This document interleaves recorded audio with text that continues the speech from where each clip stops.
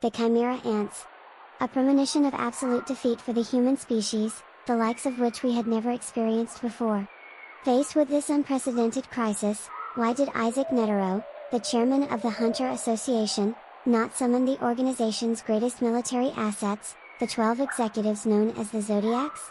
When we unravel this mystery, we discover not merely a shortage of manpower, but the dark politics consuming the association, a biological taboo, and the lonely blueprint drawn by a warrior at the end of his life. Chapter 1, The Ruler of the Board, or the Enemy Within. The first wall existed far from the bloody battlefield, within the headquarters of the Hunter Association itself. At the time, despite holding the title of the strongest, Netero was, as the head of the organization, essentially bound in chains. The identity of those chains was none other than the vice chairman, Preston Hill. Recall the words bitterly spat out by Morel of the extermination team. Even Chairman Netero cannot freely choose the people he wants to bring. If Netero had attempted to force a total mobilization of the Zodiacs, what would have happened? Preston would likely have agreed with a smile on the surface, while pulling strings behind the scenes in the review board to delay procedures, or perhaps demanded, as vice chairman, "I must accompany you," forcing his way into the chain of command. In the battle against the Chimera ants, where a single moment of hesitation could be fatal, the slightest possibility of betrayal or sabotage from a comrade watching your back would lead directly to death. Netero feared exhaustion from the enemy within more than the enemy without. That is why he made his choice.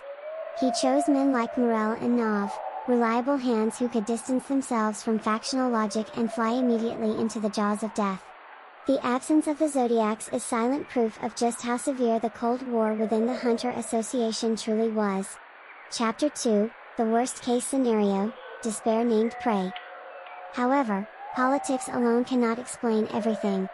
There was a more tactical, and far more terrifying reason why Netero did not bring the Zodiacs. The paradoxical truth is this: he could not bring them precisely because they were too strong. The greatest threat of the Chimera ants is phagogenesis. In an ecology where the genetic information and aura of consumed prey are absorbed to trigger explosive evolution in the next generation, the Zodiacs, who stand at the pinnacle of nin users, would be nothing less than premium prey for the king and his royal guards. Imagine the consequences. If even one of the Zodiacs were defeated and their body consumed. If Myzostom's restraining abilities or Badabi's destructive power were fused with the resilient physical body of a Chimera ant. That would no longer signify the birth of a creature hunters could fight, but the birth of a godlike existence that would trample humanity. To avoid this inflation of the enemy, Netero prioritized the uniqueness of abilities over raw destructive power. Smoke for deception, spatial isolation, the lending and borrowing of aura. These were abilities designed not necessarily to defeat the enemy, but to neutralize them and buy time. The strongest soldiers can become the worst enemies. Keeping the Zodiacs in reserve was more than an act of mercy to protect them, it was a cold, calculated risk management strategy to ensure humanity was not checkmated. Chapter 3, The Monster's Dream and His Testament. Political entanglements and tactical risks. These were all part of the calculation. But what remains in the end is the heart of one man, Isaac Netero. The monster who remained the strongest for over half a century, aged over 100 years, held a secret wish deep in his heart.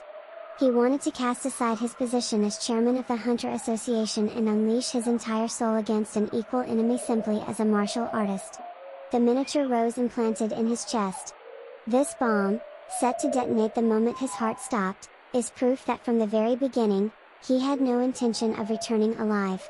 If the Zodiacs had been there, they would have intervened to prevent the chairman's death at all costs. But for Netero, that final prayer of gratitude was a solitary ritual he wanted no one to interrupt. And finally, Netero's gaze was fixed on a future far beyond his own death. The Dark Continent.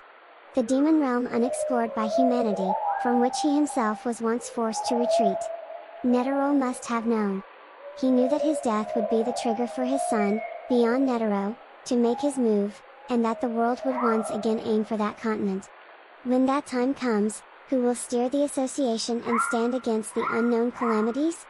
It could be no one else but the battle-hardened veterans, the Zodiacs. The extermination of the Chimera ants was merely a checkpoint. Chairman Netero chose the path to fall into hell alongside the king as a monster of a bygone era. And outside of that mud-soaked battlefield, he left behind his beloved children.